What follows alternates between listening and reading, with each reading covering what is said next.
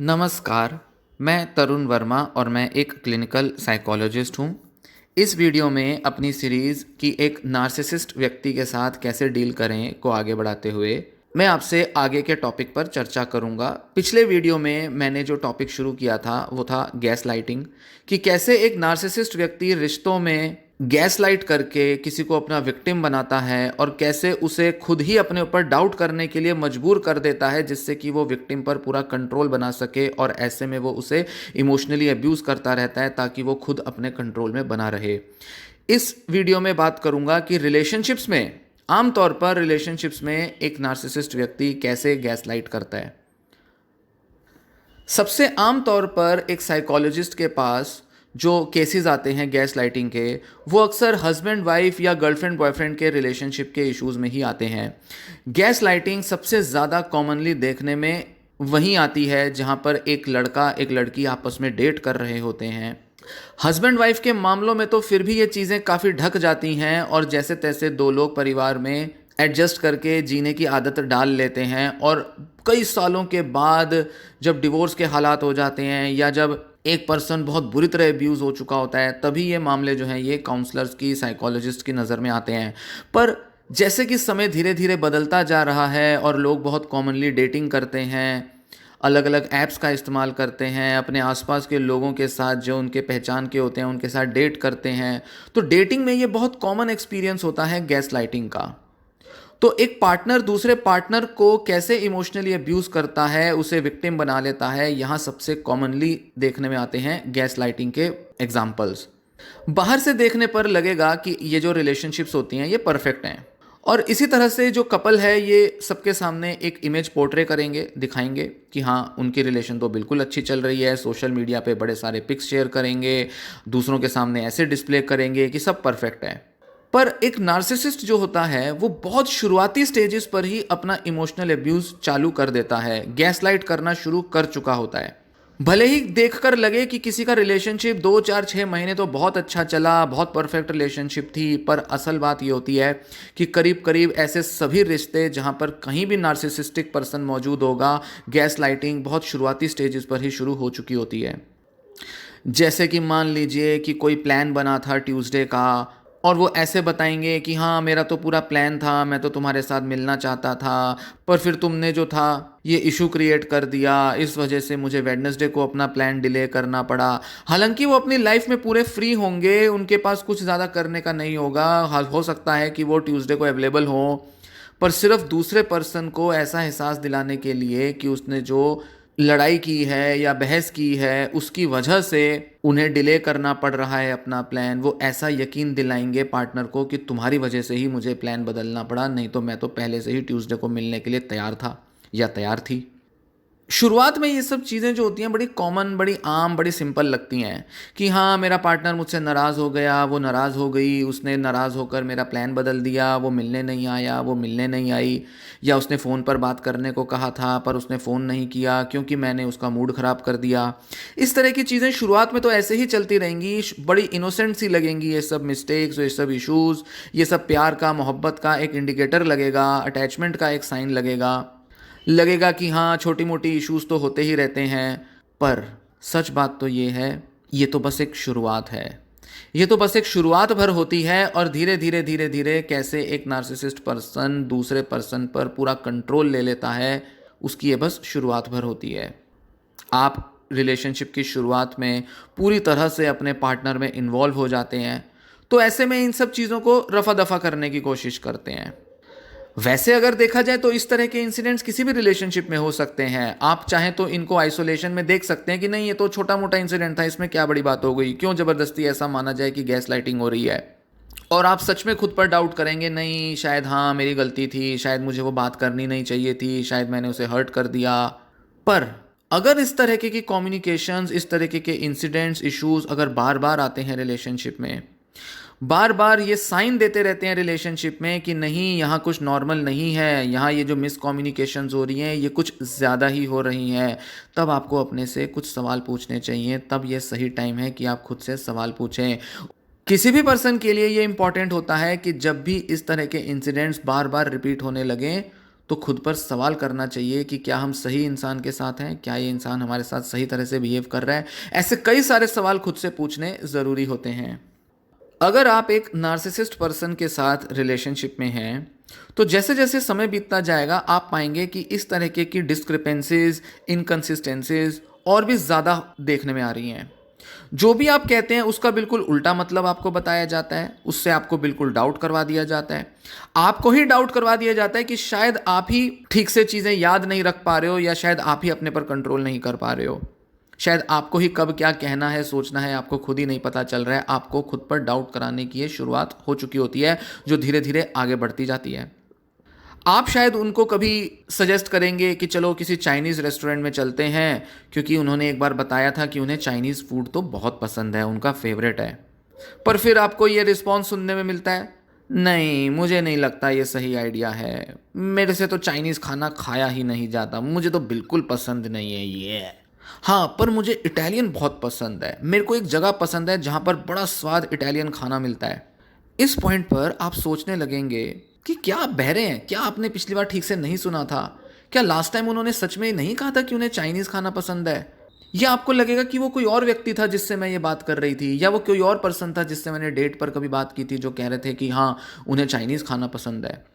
या आप सोचेंगे अच्छा शायद ये खाना तो पसंद करते थे चाइनीज़, पर अब शायद इन्हें चाइनीज़ खाना पसंद नहीं है, अब शायद ये इटालियन फूड ही पसंद करने लगे हैं। आप जानते हैं कि उन्होंने चाइनीज़ खाना पसंद है ये बोला था, पर आप किसी ना किसी तरह से खुद को समझाने की कोशिश करेंगे, क्योंकि अभी आपके पार्टनर ने बोल दिया कि उन्हें चाइनीज़ नहीं, उन्हें तो इटालियन खाना पसंद था। और क्योंकि आप उनके साथ एक सीरियस रिलेशनशिप में हैं, क्योंकि आप उनकी इच्छाओं का बड़ा ख्याल रखते हैं, उन्हें क्या पसंद है क्या नहीं इसके बारे में ध्यान रखते हैं, तो ऐसे में ये जो डाउट है ये और भी ज़्यादा गहरे में आता है कि आखिर मैं कैसे भूल सकती हूँ कि उन्हें चाइनीज़ खाना पसंद था या नहीं। ऐसे में मैं कैसे भूल सकता हूँ कि वो चाइनीज़ खाना पसंद नहीं करती थी, मेरे को तो पूरा याद है। पर आप खुद पर डाउट करेंगे और इस पर्सन ने आपके डाउट को ट्रिगर करा दिया, जो कि बड़े सारे डाउट की सीक्वेंस में जस्ट एक पार्ट है, जस्ट एक पहलू है।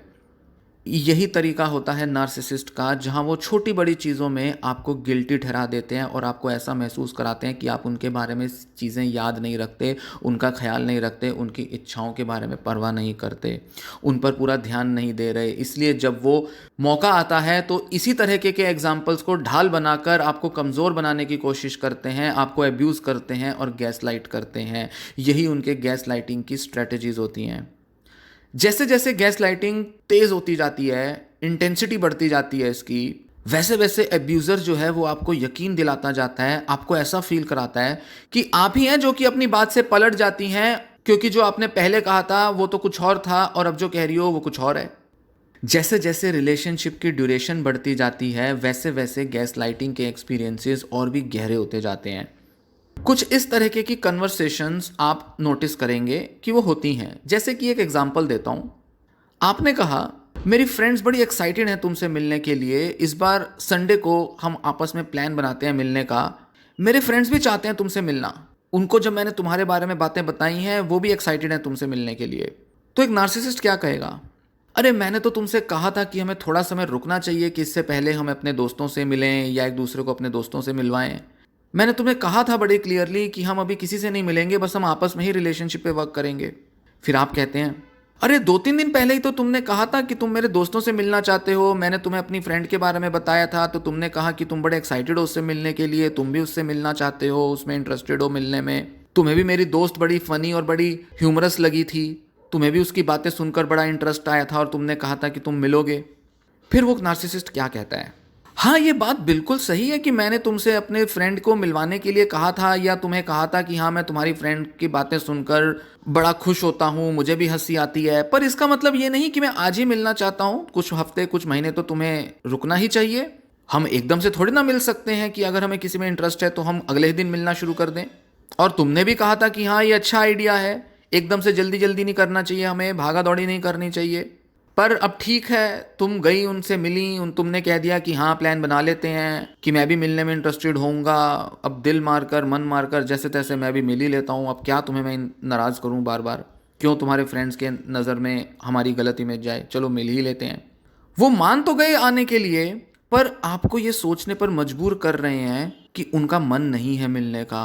वो आपको इस डाउट में डाल रहे हैं कि आपको अब अपना निर्णय बदलना चाहिए, कि गलती आप ही की है, कि आप ही ने गलतियां की हैं, आप ही ने सब कांड कर दिया और बहुत जल्दी मिलवाने के लिए बात कर दी।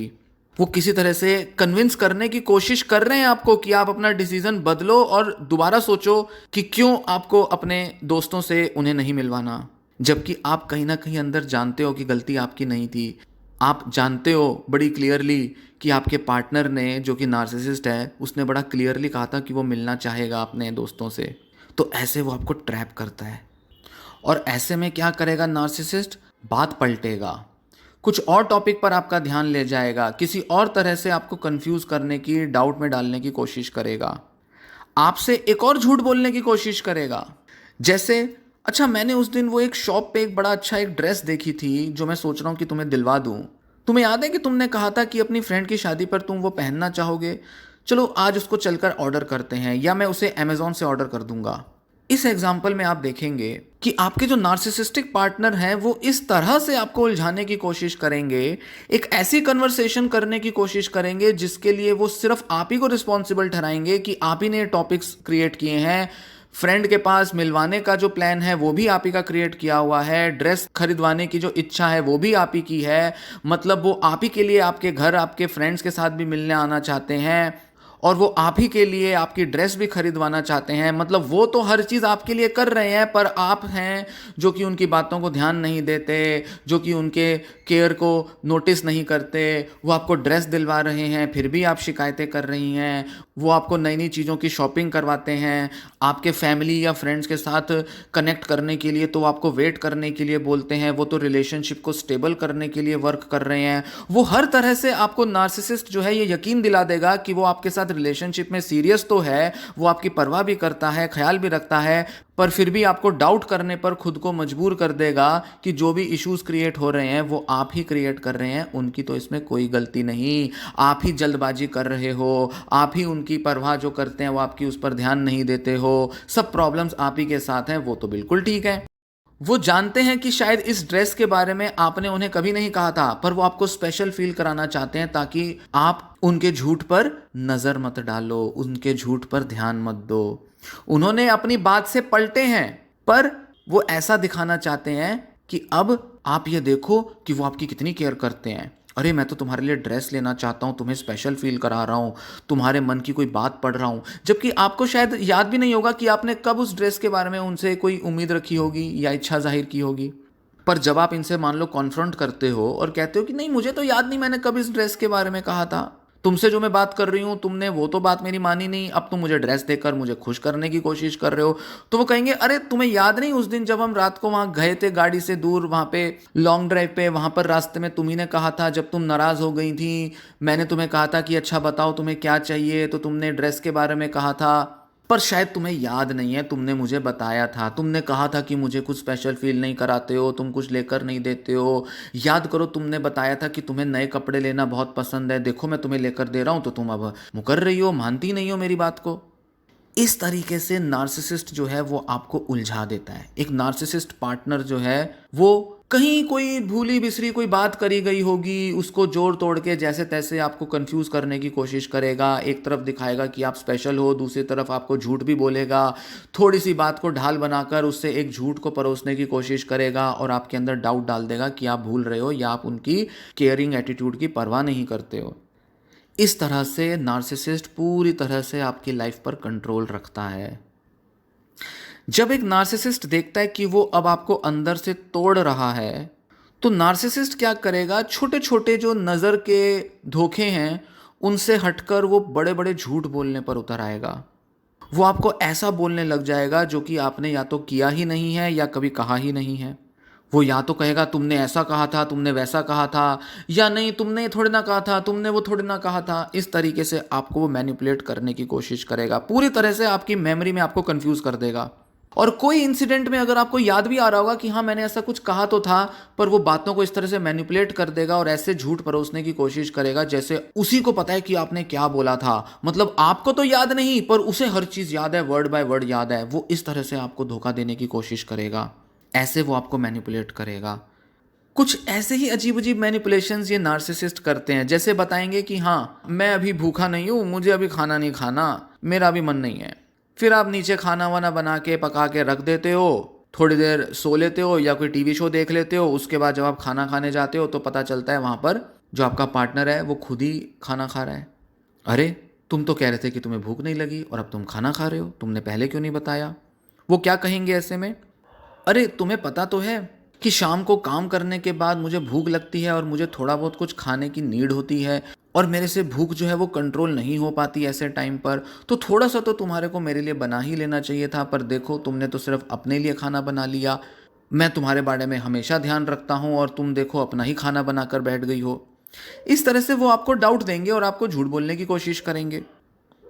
या वो ये कह सकते हैं, नहीं मैं तो यहाँ पर बस अपनी ड्रिंक लेने के लिए आ रहा था, वहाँ पर मैंने खाना ये देखा तो मेरा मन कर गया, मैं तो बस थोड़ा सा ही खा रहा था, वो तो तुम आ गई, नहीं तो वैसे तो मुझे भूख लगी भी नहीं है, मैं तुमसे झूठ क्यों बोलूँगा, मेरे को तो इस टाइम भूख लगती भी नहीं है। वो कुछ इस तरह से बोल सकते हैं, वो कुछ भी बोल सकते हैं आपको, बस वो ये दिखा सकते हैं कि उनको जब आपने खाना खाने के लिए पूछा था तब उनको भूख नहीं लगी थी और अब अपनी बात से पलटने के लिए वो आपको कोई ना कोई एक्सप्लेनेशंस देंगे कि या तो आप गलत हैं या फिर कोई दूसरा रीज़न सजेस्ट करेंगे। पर ज़्यादातर वो आपको क्या कहेंगे, आप ही को रिस्पॉन्सिबल ठहराएंगे, आप ही में कोई ना कोई कमी ढूंढने की कोशिश करेंगे और ऐसा बताने की कोशिश करेंगे कि आप उन पर ध्यान नहीं देती, उनकी ज़रूरतों पर फोकस नहीं करती। ये सब कितना ही अजीब लगेगा, बाहर से कोई देखेगा, इस तरह की कहानियाँ सुनेगा तो लगेगा कि अरे ये क्या अजीब सी बातें हैं, ये तो बड़ा क्लियर तो है वो झूठ बोल रहे हैं। पर ये हर बार वर्क कर जाता है। एक नार्सिसिस्ट हमेशा अपने टैक्टिक्स में, अपने तौर तरीकों में सफल हो जाता है। आप इनोसेंट रहते हैं, आप उनकी बातों पर यकीन करते रहते हैं, आप शायद खुद पर ही डाउट करते रहते हैं। आप मान लेते हैं कि हाँ शायद आप ही को धोखा हुआ है, शायद आप ही ठीक से याद नहीं कर पा रहे हैं कि नहीं कोई इतना ज़्यादा झूठ क्यों बोलेगा, नहीं किसी और का मन तो बदल सकता है, नहीं उन्होंने कहा कुछ होगा, शायद मैं ही भूल गई होंगी या मेरे ही दिमाग में नहीं रहा होगा।